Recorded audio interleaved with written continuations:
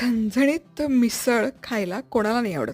बरं मी म्हणाले, की ही मिसळ बनवणं अतिशय सोपं काम आहे. तर येस, अगदी नवशिकेही झटपट ही मिसळ बनवून तयार करू शकता. काही नाही हो, एक साधं वाटण करायचं. त्यामध्ये सुकं किसलेलं खोबरं, डाळवं, आलं, लसूण आणि कोथिंबीर घालून त्याची भरड काढायची. आता खमंग फोडणी द्यायची. मोहरी, जिरं, कढीपत्त्याची. कांदा बारीक चिरलेला घालून सोनेरी रंगावर परतायचा. मग हे वाटण घालायचं, परतून घ्यायचं. आपल्याच मधुराज रेसिपीचे मिसळ मसाला, बॅडगी मिरची, मीठ घालायचं आणि छान एकत्र परतून घ्यायचं. मस्त मोड आलेली मटकी पण घालायची, एकजीव करायची. बरं मिसळचा कट दणकून हवा की नाही, भरपूर पाणी घालायचं, एक शिट्टी काढायची. आपली कट सकट मिसळ तयार आहे. मस्त मोड आलेला मटकीचा म्हणजे शिजवलेल्या मटकीचा एक लेयर, मग फरसाण, मग कट. आहाहा!